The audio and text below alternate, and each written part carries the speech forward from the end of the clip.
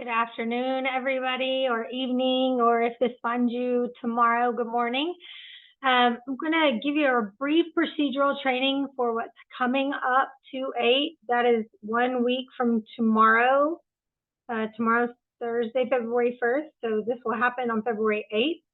We're scheduled for an EOC English 2 field test. We have other things taking place on that day.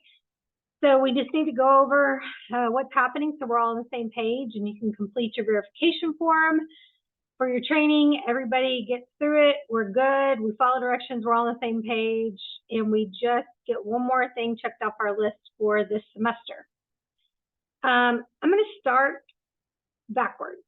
So once you have completed training, once you've looked over your materials, once you've read all the things, we always submit a verification form. This verifies that we have completed our training. We're all on the same page, and it also allows us to document questions that we may have.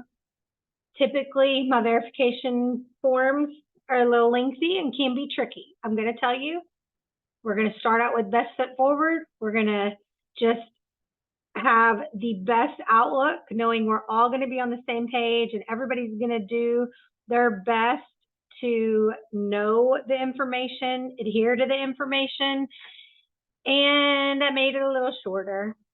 I think this is all of us right now, so this is the theme of it. You got to put your name, phone number. You're going to say, I've watched it, and if I haven't, I'm going to go and do it now. That link's going to change to what the link for this actual video is.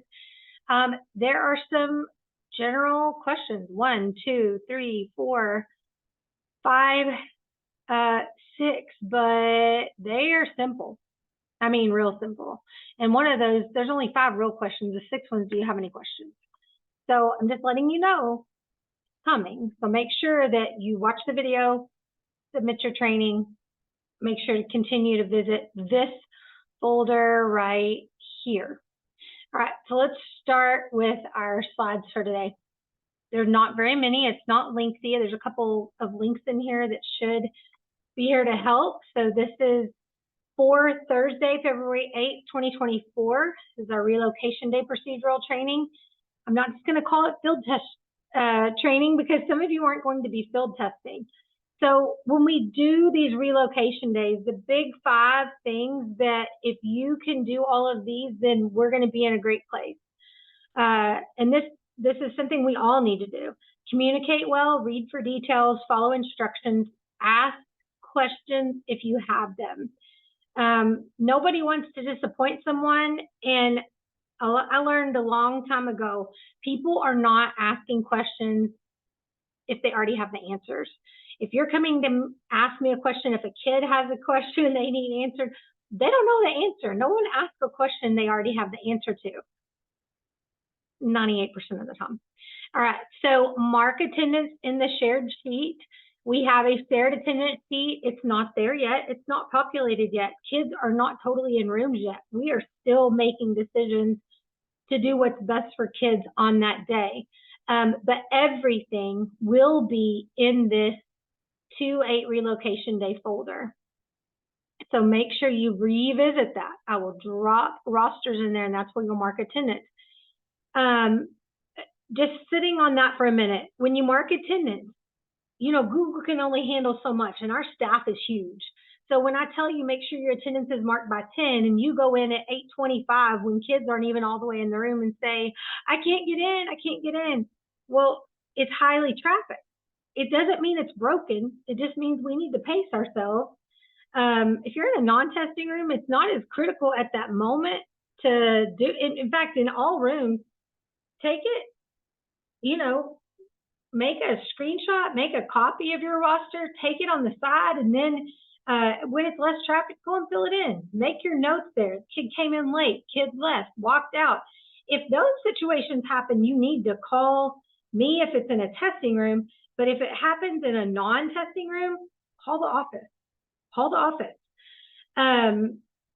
Get someone's attention. Get some help. Okay, the third bullet point of the big 5, the 3. Follow the checklist for your test or the directions provided for your assigned activity. There's several different activities that are going to be taking place on this day. I'm going to try to drop a slide for each of those in the procedural training section, and we'll talk about those in a minute. But if it's testing, I provide you a checklist. Allie will provide a checklist. It is what we go by, and you sign off that you have followed the checklist. Please don't take that lightly, because if we're not in compliance and something's off, it's a responsibility of the person assigned to that room.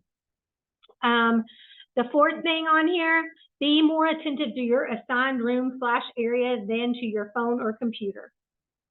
That's a must. We have to know what's going on in our room. We have to put kids first, or do our due diligence in what we've been assigned to do. Yes, there will be communication that will be coming through, like if we're going to be able to move and go back to schedule, or, oh gosh, this is going to be what we're going to do for lunch.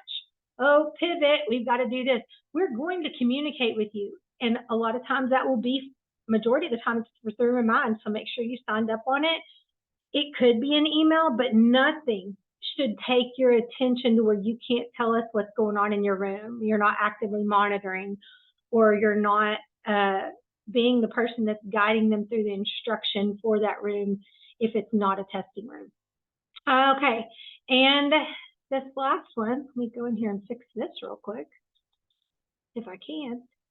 Well, yeah, I have a double word. Set up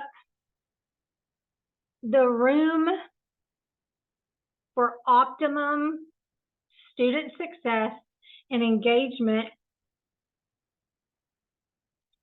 in the activity assigned to the room or area. Sorry, y'all, I was a little off here towards the end.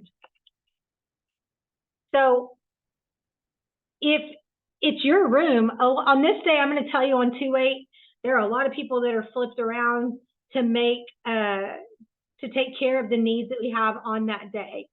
So Allie has a lot of junior English and math teachers helping with an SAT prep activity, and she tried to pair most of them with their own teachers so that we can get more bang for our buck and talk them through some activities that will help them for their March 6th day. So we're trying to really double down on doing what's best for kids and getting some worthwhile practice in on this day and tutoring on this day. So, sorry that we've got all kinds of crazy here. So make sure that if you come in the room and you're like, okay, this is a testing room. It always says they all have to be facing the same direction. We did all of our big training in the fall, and I know how to revisit that. I need to have everybody facing the same direction. We need to have real rows. Kids need to be spread out. They shouldn't be in each other's armpits. There should be some distance here. I know what to do. I need to reset this. I need to reset this. Oh my gosh, I'm giving the English 2 field test, and there is a whole thing on the board about how to write an essay. I'm going to erase that board. It is the responsibility of the person regularly assigned to the room to prepare it, but it is ultimately the final say rests with the person assigned to that room for that day. So get everything going and make sure it's ready to go. So those are the big 5. If you've taken care of all 5 of these and you come back and say, have I done this? Have I read? Have I communicated? Am I following instructions? Am I asking questions? That's the number 1 of the big 5. Am I marking my attendance? Am I going back in and making those notes? Am I saying what I need to say about the kids? Have I followed my checklist? Am I being attentive to the place I'm assigned to be or the area I'm assigned to be more than I am anything else? Is my room set up, ready for engagement and success in whatever activity I'm assigned to? Then we're going to be great. All right. Here are the possible activities. English 2 field test. If a student is in an English 2 class and has not sat for an English 2 EOC field test, so they're first-time English 2 takers, they are slated to take this test. Any student that has not met the state standard on the English 2 EOC field test, on an EOC STAR test, those are our retesters. They are also going to be participating in a field test. We have students that are SAT prep. They are 11th graders that are being taking the SAT on March 6th. English 1 pullouts, there's about 125-ish kids that are going to be engaged in that, and their teachers are going to be rotating them through in the library. If there are EB students that don't meet the criteria of those 3 before it, then they will be working on summit practice, and we'll drop a slide in your folder that reminds them and tells you how to get them there. We need the kids, our EB kids that are in summit practice. You need to get the headphones. We need to coach our kids through speaking, listening and speaking. Speaking is what they do not have the confidence in. And we need to help grow them because they can do it. They don't want to do it. And I don't blame them. I don't want to talk in that microphone either. But that's how we get to advanced high, and that's how we are able to exit them out. Advanced high in all areas and passing their STAR test. Okay, that was just a side. There's some FAFSA check-ins for some seniors. Kids that are in Texas College Bridge are going to have the opportunity to work in Texas College Bridge. We need some completions happening. And then there will be kids that don't fit in any of those criteria, and they will be slated for general non-testing. Those students should use the time as an opportunity to complete current assignments or recover learning. All right, please see this notation down here. A lot of people are going, how long are we going to be in here? Guys, they don't give us very much information about the field test, and we do not get any information, we don't get any kind of result, feedback, nothing from the state. It is at their pleasure that we are doing this, but it is mandated, so we have to participate. And yes, every high school has something to give. They either have a field test or what they call an NAEP test. So please note that we will be monitoring the amount of time and the amount of students still testing and the materials out. If there comes a time that we think we can resume regular schedule, a reminder will be sent out. Make sure you sign up for a remind. Guys, we're going to communicate. And if we are where we can switch, we are going to do so. It is our goal. It is our hope to be back on regular schedule by midday. So who will take the exam? We talked about this. English 2 field testing. This is the primary target and the reason we have to have a relocation day. There's over 700 kids, I believe, that are supposed to be slated for this test. We're going to be sending all the information out as soon as it comes available about their rooms and get them here. So we need to follow this checklist, and it is linked, and I'm going to go ahead and go there for us.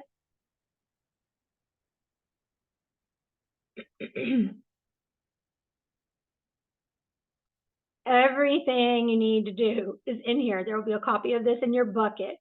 When you pick up testing materials, it says in L1 in the testing office by 8:05. So try to get here early that day. We can't all arrive at 8 o'clock and think we're going to get started on time. It is not going to happen. And at 8:30, go ahead. Let's kind of have them all restart their computer. This tells you all of those things. Take a rough sketch of where we are in the room, of who's there and who's not. And we are going to tell you, go ahead and get started as quickly as possible. More than likely, we'll go ahead and make an announcement just to remind you, let's go ahead and get started. There's going to be kids that are going to come in late. We'll just start them late. No big deal. After a certain time, we will cut off that and we will reroute students. We'll let our assists know who are in the hall as that comes into play. Okay, and then the state provides, it's a little behind, the state provides a manual, and it looks like this. These will be in your buckets as well, but you're responsible for this information. Remember, training never takes the place of reading the manual or your instructions that are there. So a lot of these things, it just tells you what's offered. If they have accommodations, they have to have them. Who's eligible? We talked about that. And then it says, this right here says district testing personnel should schedule 2 to 3 hours for the administration of each field test. Some tests will likely take longer than others.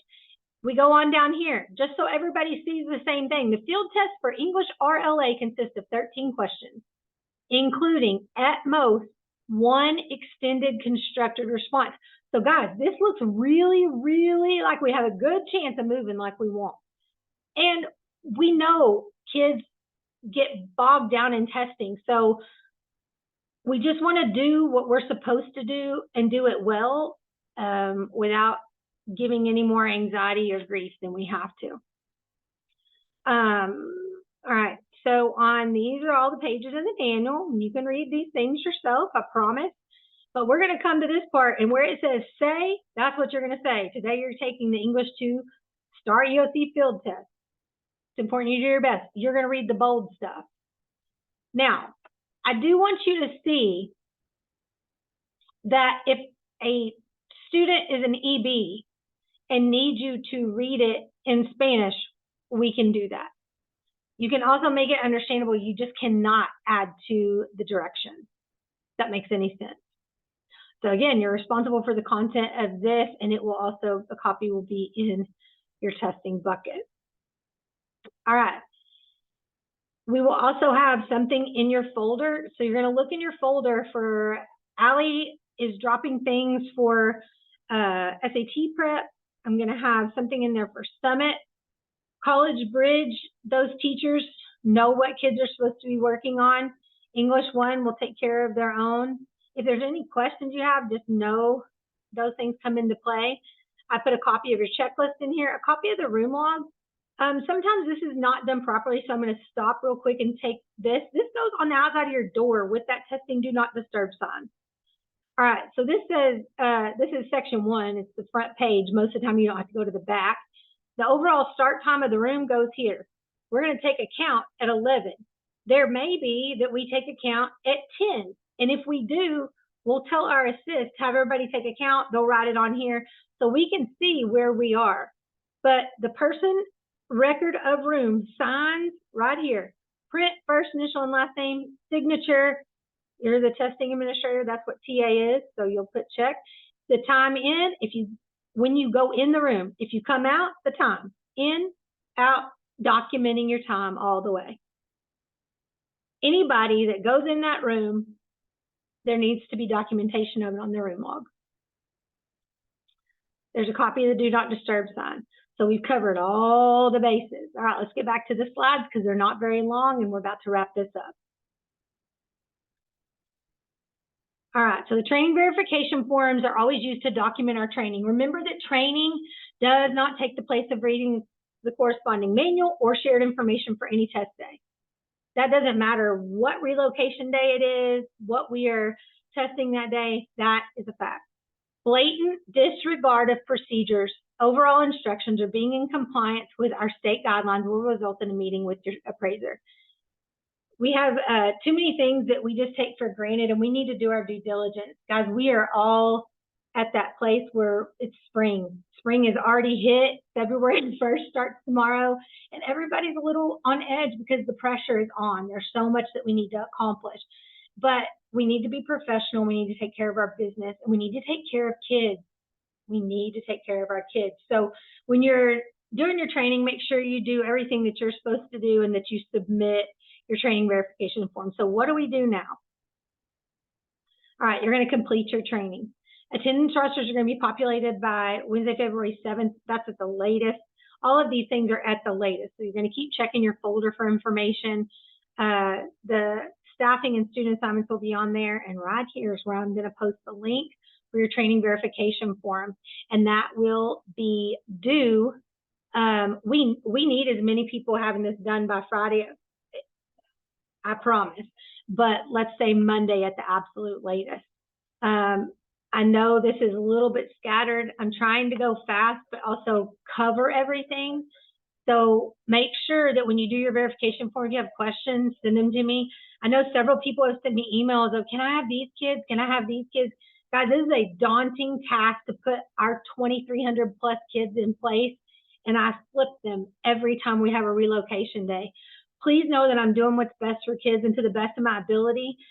We will have pull-out days for different AP tests and STAR EOC tests and industry-based tests. But everybody only gets one prep day, and I'm working on those dates to get those to you as quickly as possible. We've laid out what is possible on this day. If you happen to get your kids, awesome. Just know that I can't accommodate for every single thing like that. I really want to. I want to so bad. But as it is, our turnarounds are pretty quick, and I still don't have our rosters finalized. So be looking, be patient, send all your prayers my way. That'll be great. And thank you for your time. Y'all have a good night.